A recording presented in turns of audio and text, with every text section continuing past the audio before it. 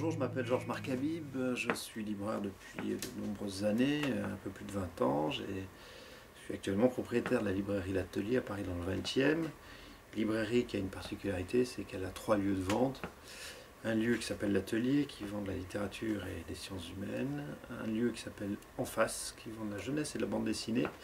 Et un lieu qui s'appelle À Côté, qui s'occupe plus particulièrement des beaux-arts et du pratique au sens large, sachant que dans le pratique, on y inclut la musique, le cinéma, la vidéo et tout ça.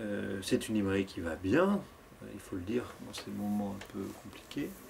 C'est une librairie qui effectivement va bien parce que depuis de nombreuses années, au moins en tout cas depuis que je m'en occupe, depuis 10 ans, avec l'équipe qui m'entoure, nous menons de façon active toute une activité de rencontre en librairie dans les divers secteurs dans lesquels la librairie est présente.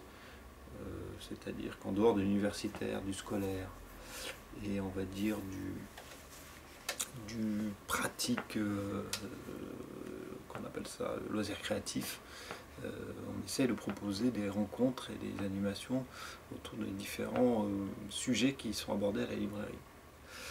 Alors pourquoi faire des animations? D'abord parce que c'est une manière là aussi de dire à nos clients et de rendre abordable à nos clients certains auteurs qui sont pas forcément accessibles directement sinon. C'est aussi pouvoir proposer des débats de société, puisque nous on fait beaucoup de rencontres en essais sciences humaines sur toutes les grandes questions de société qui interpellent aujourd'hui tout à chacun, tant qu'en économie qu'en social, mais aussi qu'en histoire. C'est aussi des rencontres avec des œuvres d'artistes contemporains ou plus classiques, et donc des critiques qui peuvent nous parler de ces œuvres-là. Et c'est évidemment des rencontres avec des auteurs de bande dessinée sous des formes plus classiques de dédicaces, ou des ateliers, notamment souvent en jeunesse, avec des auteurs qui ont souvent la générosité et l'incroyable, comment dit-on, oui, générosité de pouvoir animer des ateliers avec une dizaine de gamins ou une quinzaine de gamins, ce qui est souvent très apprécié de la part de tout le monde, surtout dans des quartiers très familiaux comme les nôtres. Il ne faut pas oublier qu'on est dans le 20e arrondissement, rue du Jourdain, et que ce quartier est un quartier qui reste malgré tout très vivant et très actif dans son développement local. C'est très important là aussi. La librairie fait partie d'une association de commerçants dans le quartier qui réunit une centaine de commerçants et qui a aussi vocation à dire à ces gens du quartier ils sont contents, que les commerçants sont contents d'être dans ce quartier-là et de pouvoir leur proposer régulièrement des animations diverses et variées. Ça fait là aussi partie de la vie d'une librairie que de faire partie d'un tout. On reste commerçant, même si on vend du livre, un produit dit culturel par excellence. On est aussi des commerçants et on fait partie d'un ensemble cohérent qui s'appelle La Cité. Alors, il y a quelques années, avec des camarades libraires, on s'est rendu compte que effectivement l'importance de la vente en ligne était de plus en plus présente et que de toute façon seul un libraire ne pouvait pas s'en sortir. Donc on a eu d'abord vocation à faire des choses ensemble. Librest est né il y a 7 ou 8 ans maintenant, avec l'idée de pouvoir proposer à nos clients communs dans l'Est parisien des moments de rencontres et d'échanges autour des bouquins. On a commencé par un pique-nique littéraire, on a suivi par une barricade de livres, donc des choses un peu symboliques mais fortes qui permettaient, de rassembler les libraires des différentes librairies, mais aussi les clients de ces différentes librairies, de faire communauté ensemble. L'idée de faire communauté, c'est aussi de dire que la communauté des lecteurs est une communauté large et vaste et qu'on s'adresse finalement au plus grand nombre et que tout à chacun a cette capacité d'être lecteur. À nous, libraires, de mettre à disposition nos clients, enfin les habitants de nos quartiers, à mettre à disposition nos librairies et nos animations pour leur donner envie de venir nous voir. Donc ça, c'était l'idée principale de Librest. Au fil du temps, on s'est rendu compte qu'effectivement, puisqu'on était ensemble, on avait peut-être des moyens complémentaires. Donc on a créé un site internet en commun qui s'appelle librest.com, qui a qui donne l'opportunité aux clients d'avoir en temps réel le stock disponible dans l'ensemble du réseau des libraires. Donc ça c'est important à l'ère d'Internet où effectivement aujourd'hui l'idée de se faire livrer du jour au lendemain des livres disponibles on ne sait où est une notion importante dans la notion de commerce avec ses clients. Ben, nous on promet à nos clients un certain nombre de bouquins, 120 000 références je crois, disponibles dans la demi-journée dans la librairie de son choix faisant partie du réseau Librest. Et ça c'est un vrai service que l'on rend à nos clients et c'est une vraie réponse, on va dire, intelligente, collective et mutualisée pour dire à nos clients que ils ont raison de choisir la librairie comme interlocuteur privilégié quand il s'agit de livres. Mais Librest, c'est aussi la mise en commun de toutes nos animations, puisque chacune de nos librairies faisons un certain nombre d'animations tout le long de l'année. On s'est rendu compte que avec les 7 librairies du réseau, nous faisions plus de 350 animations annuelles, ce qui veut dire au moins une par jour. Là aussi, c'est offrir à l'ensemble de nos clients, l'ensemble des clients du réseau Librest, l'opportunité d'aller rencontrer et d'avoir encore plus de choix dans des découvertes d'auteurs, de thèmes et de sujets abordés. Donc, voilà, c'est une force en plus qu'on s'est donné les moyens d'avoir pour répondre aussi à une demande, on va dire, de plus en plus importante de la part de nos clients, qui est de faire communauté. C'est-à-dire qu'on fait communauté dans le quartier dans lequel on est, mais on peut faire aussi communauté autour des thèmes abordés et des sujets que l'on défend, et notamment autour du livre. Voilà, pour nous, ça a aussi du sens. Aujourd'hui, font partie de Librest les libraires fondateurs, et n'a pas vocation à s'ouvrir, parce que se mettre déjà d'accord à 7, c'est pas facile. C'est des réunions hebdomadaires, excusez-moi, mensuelles, le soir, après fermeture, donc une fois par mois depuis 8 ans, pour arriver à faire ça. Ce que nous, on conseille à tout le monde, c'est d'essayer de trouver des affinités et des communautés, et de créer, là aussi, ses propres réseaux.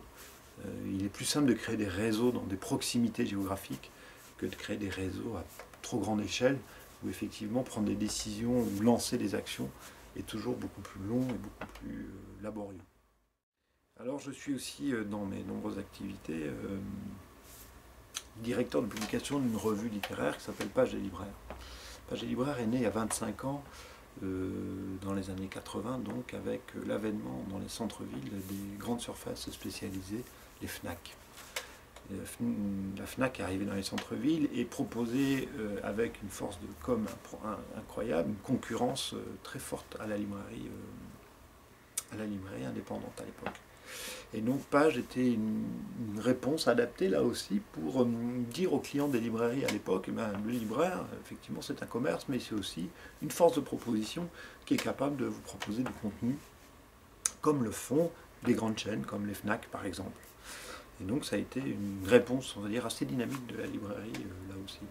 25 ans après, Page a changé un peu de format. Aujourd'hui c'est une revue, 160 pages, 6 fois par an, qui réunit une communauté de à peu près 1 millier de libraires dans toute la France, qui lisent sur épreuve des livres avant parution, avec livres qui sont proposés par les éditeurs partenaires de Page, parce qu'il faut savoir que dans Page, tout est choisi, lu et écrit par les libraires, et que tout ce qui est écrit par les libraires est rémunéré aux libraires.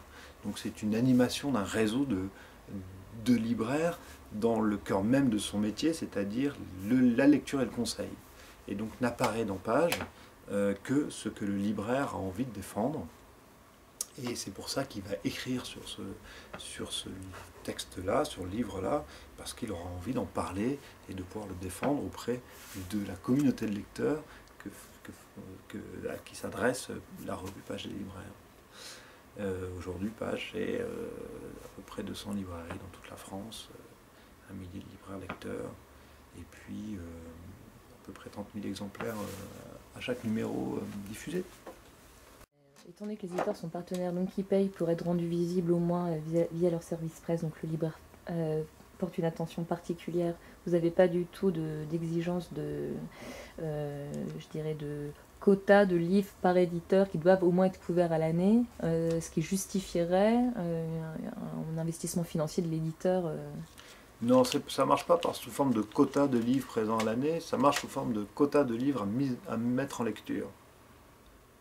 Parce qu'en réalité, nous, ce qu'on propose à l'éditeur, c'est de proposer des textes à des libraires, des mises en lecture. Et c'est là où, effectivement, on prend l'engagement. Par contre, après, c'est la lecture du libraire qui va faire foi et qui va faire que le livre sera présent ou pas. Maintenant, vous savez, nous, on travaille avec à peu près 50, 60 éditeurs, un peu plus maintenant, en France. Aujourd'hui, l'édition produit quand même des choses plutôt qualitatives. Donc, on a un pré-tri avant chaque numéro de page qui est fait par une dizaine de libraires qui épluchent les programmes des éditeurs. Et ce sont ces libraires-là qui vont faire mettre en lecture les bouquins qui sont déjà choisis. Donc, si vous voulez, il y a déjà un pré-choix qui est fait. Ce n'est pas l'éditeur qui nous dit voilà ce que vous allez mettre en lecture, c'est un programme éditorial épluché par des libraires, une dizaine à chaque fois, différents à chaque fois, et qui vont présélectionner des choses qui leur semblent importantes à mettre en lecture ou pertinentes à mettre en lecture.